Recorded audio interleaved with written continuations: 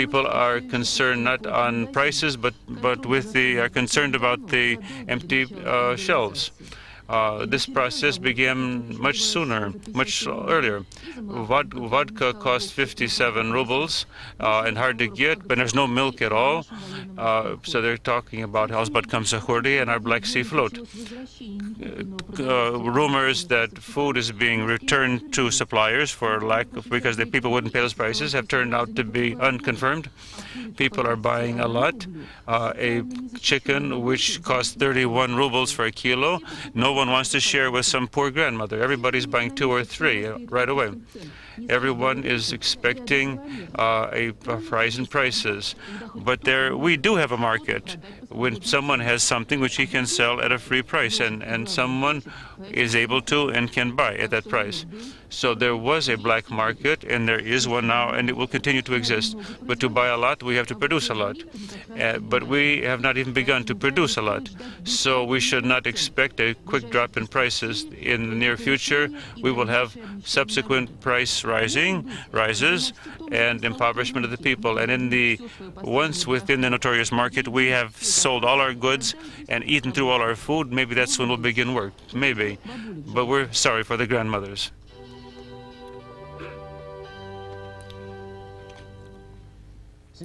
Today in Nagorno-Karabakh, there was opened the first session of the Supreme Soviet of the Republic, just declared there. 51 members of parliament will take place. 30 places are vacant for the election. At the election, there should have been representatives of the Azerbaijani groups who are boycotting it. On the agenda is a law on the emergency situation. From Vladikavkaz, we learn that in southern Ossetia there's no shooting. The confrontation has stopped. This is a temporary truce, which is connected to the events in Tbilisi, where the military council has taken over rule of the Republic of Georgia. This did not influence the Council of Abkhazia, which had its meeting today in Sukhumi. The deputies limited themselves to organizational questions. The chairman was elected, the 40-year-old Doctor of Historical Sciences, Vladislav Artsimba.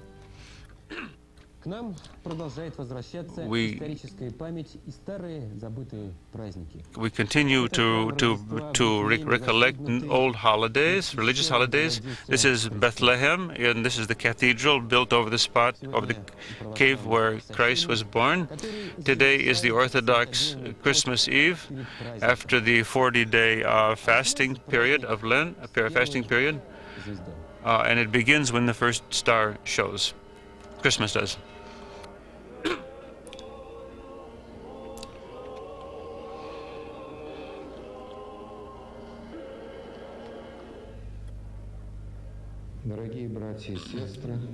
Dear brothers and sisters, countrymen, Orthodox people of our country, I congratulate all of you on the holiday of Christmas. This is a great saving holiday which we celebrate on these days. It's a holiday of peace and God's love for men. And we need to display love and kindness, goodness to those who are near to us, with whom we live together, and with whom we proceed down that same path of life. There are so many people today who are in need of charity and human responsiveness. I likewise congratulate all of you on the new year. May God grant that the summer be a summer which is favorable, that God might give us tolerance to each other, so that we might overcome our confrontations, our anger, which often fills our souls. A blessed New Year and a happy, joyous holiday of Christ's birth. Today, the Patriarch of Moscow, Alexei II, who just spoke, will serve a service in the Yelokhovo Cathedral in Moscow. This small event took place here at a clinic for gynecology at the University Hospital in the maternity ward. All of the employees were there, including the dean, Dr. Yurigin. This is Alexander Olinov speaking here. We are fortunate in having received this lucky icon. It's the first time in 20 years we have an icon which helps nature. For us, this is a deep symbol. This is always hope, the birth of a human being. And so if we have hope, then we need faith. The icon was given to the hostess, Mrs. Krasnova. We always help, and if we have a symbol, maybe God will help us too. I hope that the icons may help my birthing. I hope that the icon will help bring a new person to the world. I hope to have a son. The Virgin helps women to give children, to bear children. There are 2,000 little people who are born here every year. Let's hope they all are born healthy and happy. This is the Washington Cathedral in Washington of St. Nicholas.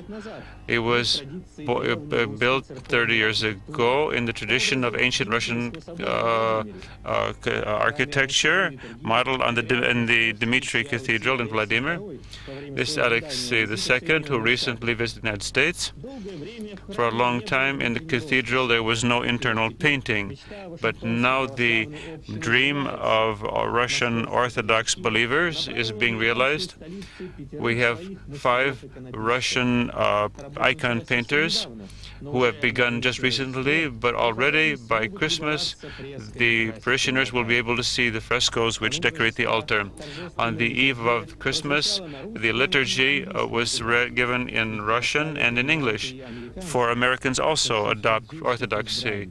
I want to congratulate all of my countrymen on this great holiday of Christ's birth. This is Professor and Father Grigori from Washington, D.C. I want them to believe and to know that difficult times will pass. If people have the desire to achieve the light, freedom, truth, I want to wish all Orthodox people that they might get together in a friendly fashion and attempt to accomplish our common goal, to resurrect sacred Russia.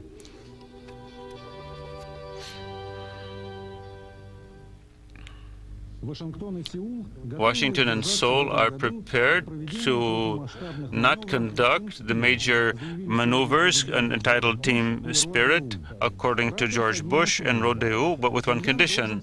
Pyongyang has to agree to international inspection of its nuclear sites. The West is afraid that only 1 year separates Northern Korea from creating its own atom bomb. From Seoul, we have another sensational piece of news. According to the South Korean Ministry of Foreign Affairs, Northern Korea will sign an agreement with the IAEA on nuclear security, and thus we might soon witness the disappearance on the Korean Peninsula of the last hotbed of the Cold War. But today in Seoul needs mutual understanding in the area of trade relations. But South Korea is not about to open its market for the import of American rice. But in Tokyo, where Bush will go tomorrow, these disagreements will have new aspects. The chief topic of the negotiations, according to a governmental official, will be cars. That will also be topic number 2, and there won't be any number 3 or 4. Cars account for 3/4 of the deficit with Japan, trade deficit. and the Japanese now have 30% of the market in the United States, and so the Americans are shutting down their factories. So if we're going to develop strategies for 21, the leaders of the two countries have to develop automobile standards and norms for emissions. The Japanese have already announced a number of measures which should make the Japanese market more easily accessible to Western producers, but there are concessions which cannot be made, according to Mr. Miyazawa, because his cabinet is already declining in popularity. In Yugoslavia, the truce is being observed between the Serbs and the Croatians, but there's a movement of troops which is a violation of the agreement. Both sides have accepted the idea of stationing UN troops. Russia may be asked to send its own troops as part of this force.